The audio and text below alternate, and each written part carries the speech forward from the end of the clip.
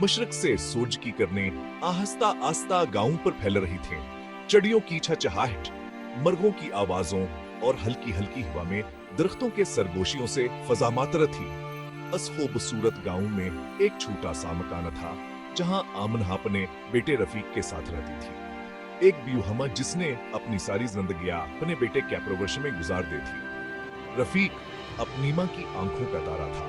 वह अपनी माँ से बहुत प्यार करता था और अस कहर बात मानता था। हर रोज सुबह सवेरे उठती, घर के काम काज करती, खेतों में काम करती और शाम को थकी हारी घर लौटती।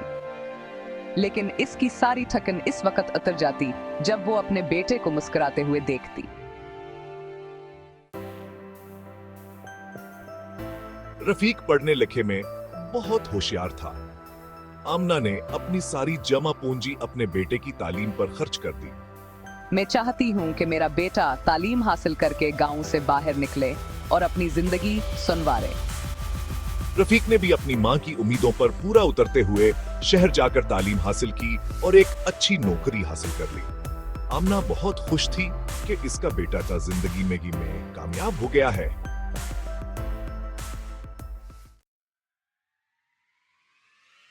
वक्त गुजरता गया और एक दिन रफीक ने अपनी माँ को बताया कि वो शादी करना चाहता है।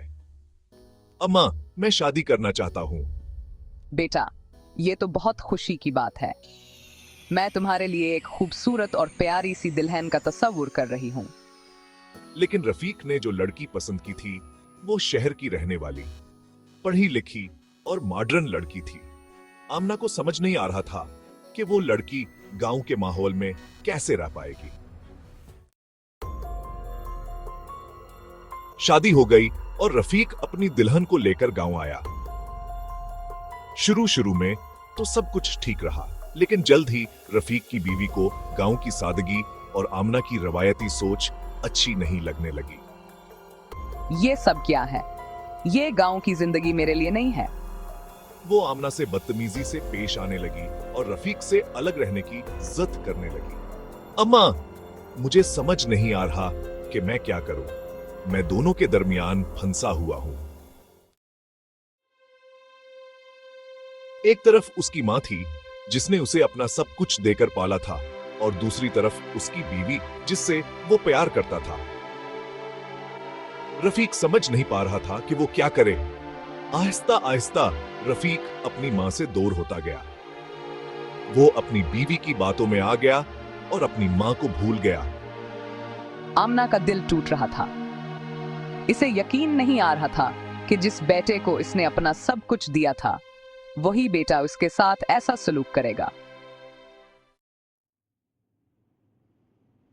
गांव वाले आमना से हमदर्दी करते थे, लेकिन कोई भी रफीक के खिलाफ बोलने की हिम्मत नहीं करता था। आमना तुनहा हो गई थी। उसका अपना बेटा ही उसका दुश्मन बन गया था। उसे अपनी जिंदगी बेमानी लगने लगी थी। वो हर वक्त रोती रहती और अपने नसीब को कोसती थी। एक दिन आमना ने फैसला किया कि वो ये गांव छोड़कर चली जाएगी। उसे लगा कि उसकी मौजूदगी से रफीक की जिंदगी में मजीद परेशानी हो रही है। उसने अपना थोड़ा बहुत सामान बांधा और एक छोटा सा बैग उठाकर घर से निकल गई। वो किसी को कुछ बताए बगैर चली गई। रफीक जब काम से घर आया तो उसे अपनी मां घर पर न मिली। इसने आसपास पूछा, लेकिन किसी ने कुछ न बताया। आमना शहर आ गई, एक अनजान शहर जहां उसे कोई नहीं जानता था। वो एक गरीब औरत की तरह सड़कों पर भटकती रही। उसे भूख और प्यास लगी थी, लेकिन उसके पास खाने के लिए पैसे नहीं थे। रात को वो एक मस्जिद के बाहर सो गई।